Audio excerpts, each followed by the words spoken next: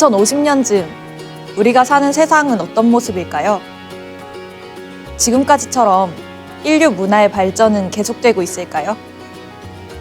그때쯤이면 세계 인구가 90억 명에 이를 거라고 합니다. 70억 명이 살고 있는 지금도 전체 인구의 6분의 1이 식량난으로 어려움을 겪고 있습니다. 응용생물화학은 이러한 문제를 해결해줄 열쇠로 주목받고 있는 전공입니다. 빨간불이 들어온 인류의 미래에 초록빛의 건강한 에너지를 불어넣어주고 있습니다. 지금부터 저희와 함께 응용생물화학에 대해 알아보도록 하겠습니다.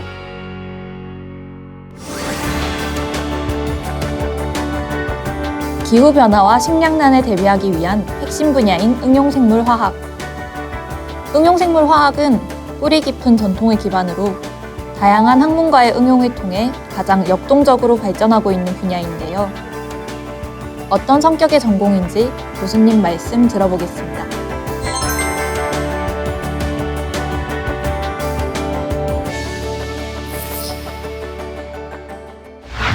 안녕하세요. 저는 서울대학교 농어생명과학대학 응용생물화학부의 이준호 교수입니다. 저희 응용생물화학부는 그 생물의 다양한 생명 현상을 생물학적 그리고 화학적인 그런 특성을 가지고 분석을 하는 것이 주고요. 또 이를 위해서는 그 생물을 둘러싸고 있는 환경과 관련된 여러 가지 그 특성을 잘 규명하고 이해하는 것을 목적으로 하고 있습니다. 요즘 이제 GM 식물을 개발하는 이런 그 유전자 변형 식물의 연구를 하는 것도 굉장히 중요한 트렌드가 되겠고요. 그다음에 미생물의 여러 가지 중요한 기능을 활용을 해서 유용한 생물 제재를 만드는 겁니다. 그런 것들도 요즘 굉장히 유행을 하고 있고요. 그다음에 곤충 분야에서는 또 곤충 산업을 목표로 해서 식용곤충을 사육을 한다든지 그러한 연구도 하고 있고요. 식물 미생물 전공 같은 경우에서는 그 식물에 영향을 주는 어떤 이 미생물의 현상을 잘 규명을 해서 친환경적인 그 제어 방법을 개발한다든지 이러한 다양하게 전개를 하고 있습니다. 응용생물화학부에 입학한 후 관심사에 따라 전공을 선택하게 됩니다.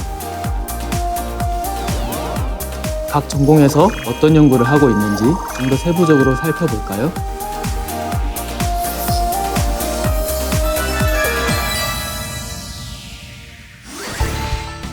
저희 응용생명화학 전공에서는 생명 현상의 기본 원리를 화학적 측면에서 분석 이해하고 그것을 지지하는 환경과의 상호작용을 규명하여 농업 생산성을 향상시키고 생물 자원을 효율적으로 개발, 활용하기 위해 노력하고 있습니다. 유전 정보를 이해하면 이를 계조하여 생물의 특성을 바람직한 방향으로 개선할 수 있게 됩니다. 즉, 유전공학적 응용이 가능해지는 거죠. 버섯이라든지 아니면 사막 같은 환경에서 자라는 식물들은 가뭄에 견디는 특성이 뛰어납니다. 다른 식물들보다 유난히 많은 트리알로즈를 함유하고 있는데요. 유전공학적인 기술을 이용해서 일반 식물로 하여금 이런 트리알로즈를 대량으로 생산하게 하면은 가뭄에 견딜 수 있는 흔히 이야기하는 슈퍼 작물을 우리가 만들어낼 수가 있겠죠.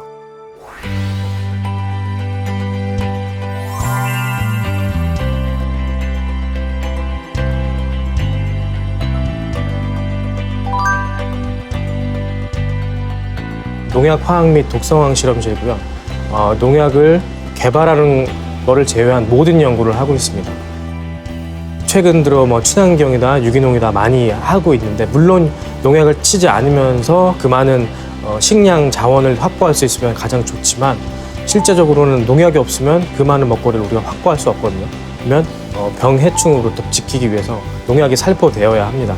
음식이라든지 작물이라든지 이런 것들은 얼마나 안전한 수준으로 잔류를 하는지, 농약의 잔류량이 허용 기준을 상회하게 되는지 하회하게 되는지 에 대한 판단 근거 자료를 제시하고 있습니다.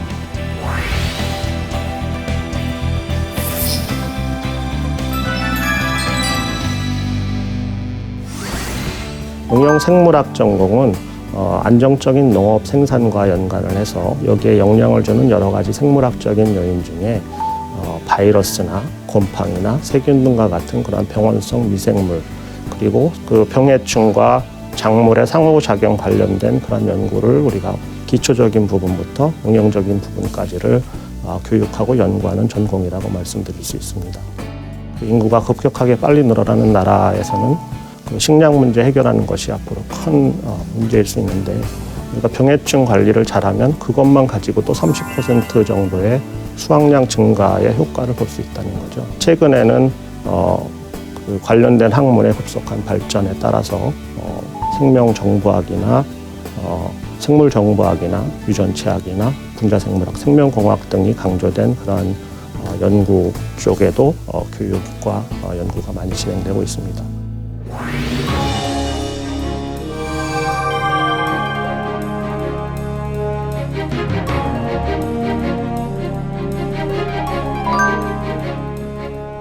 여기는 곤충 개통 분류학 연구실이고요.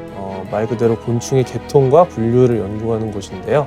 곤충들을 현미경을 통해서 하나하나 털도 세고 생식기도 해부해서 확인을 하고 이런 식의 형태적으로 현미경을 들여다보는 연구를 하는데 다른 여러 연구 분야에서 우리나라에 어떤 곤충이 있는지 알고 그 정보를 활용할 수 있도록 예를 들어서 해충 방제나 아니면은 어느 곤충이 언제 발생한다거나 이런 것들에 대한 연구를 할 수 있도록 정보를 제공하는 것이 저희 연구의 의의라고 할 수 있겠습니다.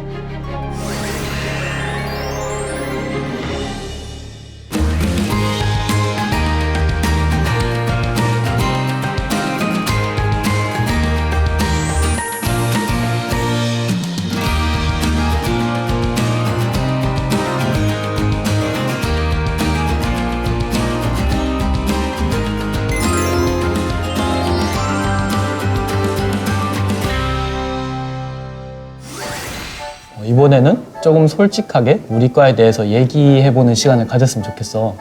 그래서 제일 먼저 학생들이 궁금해하는 게 우리가 어떤 계기를 통해서 우리 과를 지원하게 됐는가인 것 같거든? 나는 고등학생 때 화학이랑 생명과학을 제일 좋아하기도 하고 제일 잘하기도 했거든. 그래서 우리 과가 화학이랑 생명과학을 아우르는 과라고 알고 있어서 그렇게 진학을 했고 또 그런 것 같기도 해.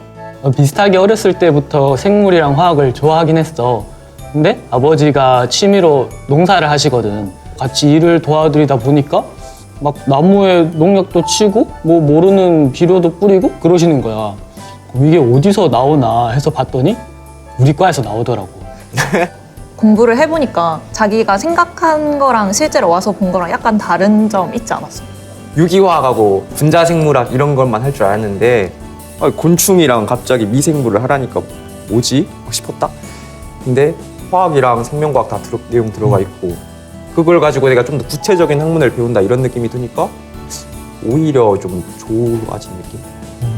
우리 과는 다른 과에 비해서 진짜 필드로 나가서 뭔가 실습을 하고 막 관찰하고 이런 것도 되게 많은 것 같아. 그 수업 자체에서 경기도 농업기술원 이런 데 가기도 하고 검역본부 이런 데 가기도 해서 되게 좋은 기회인 것 같아.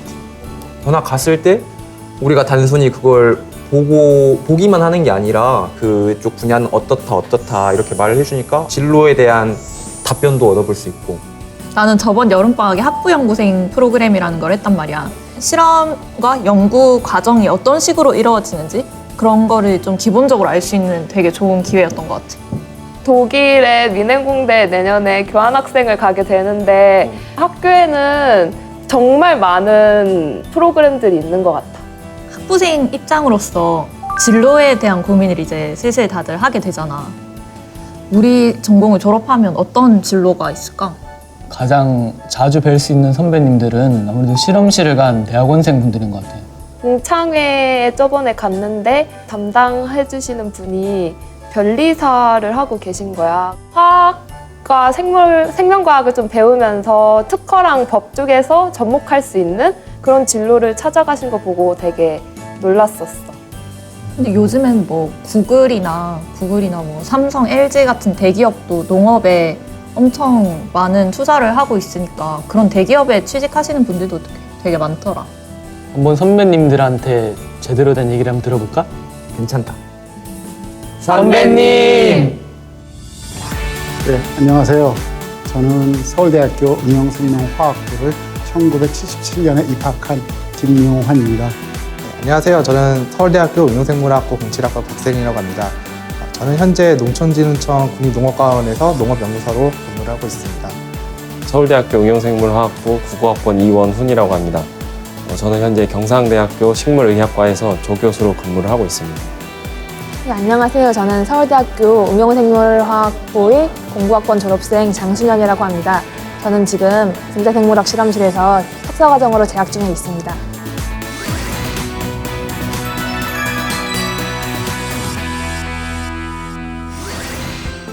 (33년) 동안 직장 생활을 했는데요. 제일 먼저 연구원 생활을 약 한 10년 했었고요. 그 연구원 생활 끝나고 또 개발, 영업, 마케팅 그 모든 경력을 거쳐서 대표이사까지 왔습니다.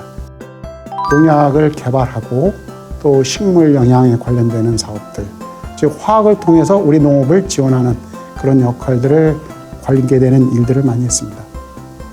농민분들이 직접 아무래도 지식이 부족하시다 보니까 이 발생하는 병해충에 대한 정보를 잘 모르세요. 갖고 오시면 이제 저희가 그거에 대한 진단을 해드리고, 제 개인적인 이제 연구 주제 중 하나는 식물에서 엽록체의 발달에 대해서 이제 연구하는 것이 있는데요. 애기장대를 모델로 해서 지금 연구를 진행하고 있습니다. 제가 배운 것을 토대로 다른 사람들에게 어떤 도움을 줄 수 있겠다라는 생각이 들어서 농촌진흥청에 입사할 이제 마음을 갖게 되었습니다. 많은 경우에 의학전문대학원을 선택하는 경우가 굉장히 많았는데, 제 개인적인 의견으로는 저는 아픈 사람을 돌보며 사는 삶이 물론 되게 가치 있고 중요한 거지만, 제가 좀 더 좋아하는, 그리고 식물에 대해서 연구하는 삶도 재밌지 않을까라는 생각을 해서 이제 대학원을 선택하게 되었습니다. 식물 병리학에 관한 여러 가지 과목들, 그리고 이제 곤충학과 관련된 여러 가지 생리, 생태, 그리고 방제와 같은 과목들을 배우게 되는데, 이거는 이제 서로 떨어진 학문들이 아니라 결국에 보면 궁극적으로는 다 연결된 학문이기 때문에, 제가 이제 그걸 바탕으로 그 여러 가지 정보들을 제공할 수 있는 기반이 될 수 있었다고 생각이 듭니다. 작년에 이제 사과랑 배에 어떤 화상병이라는 병이 발생했는데요. 예찰도 하고 이제 방제도 하고 그런 또 이제 사후 처리까지 이제 같이 진행을 했는데, 중간에 농가분들 말씀을 들어보니까 이런 것 좀 발생 안 하게 좀 해달라고, 자기 이렇게 하면은 이로 인해서 있는 경제적 손실이 막대하다고 이렇게 자주 이제 한숨을 많이 토로하시더라고요. 그거를 보고 좀 더 열심히 연구해서 이런 일이 적게 발생할 수 있게 해야겠다, 그런 생각을 하고 있습니다. 제가 하면서 가장 기억에 남는 거는 우리나라 최초로 무인헬기를 통해서 그 농약을 뿌리는 그런 기술을 개발했고요. 최근에는 드론을 통해서 그 작물 보호를 하는 것도 개발했습니다. 곤충학 분야에서 이제 경상남도의 위치가 굉장히 중요한데, 연평균 기온이 올라가기 때문에 외래 해충이 가장 쉽게 침입할 수 있는 지역 중에 하나입니다. 그래서 저는 이 컨트롤 타워를 구축하는 게 이제 제 최종 목표라고 할 수 있습니다. 사실 저희 응용생물화학부에서 연구하는 분야가 뭐 곰팡이라든지 해충이라든지 세균이라든지 다른 사람들이 보면은 약간 좀 생소한 분야일 수도 있어요. 결국에 두 과가 지향하는 목적은 같은 것이, 어떻게 하면 작물을 잘 자라게 할 것인가 라는 목표에 대해서 접근하는 방법에 따라 과가 나뉘었다고 생각을 하거든요. 지금은 농부들이 대부분 논에 안 들어가도 농사를 질 수 있게 기술적으로 그런 것들이 확립돼 가고 있습니다. 저희가 하는 것들은 그런 부담들을 줄여주고 농업기술 혁신을 통해서 생산성을 높여주고 노동력은 절감하고 하는 쪽입니다. 어떻게 하면은 우리가 최소의 에너지로, 최소의 자원으로 미래의 먹거리를 만들어 나가는가 하는 숙제를 푸는 그러한 과학이라고 생각하시면 됩니다. 응용생물화학부에서는 어떤 것들을 배우는지, 졸업하면 어떤 진로를 선택할 수 있는지 함께 알아봤는데요. 미래를 열어가는 첨단 산업 분야로서의 경쟁력이 조금이나마 전해졌길 바랍니다.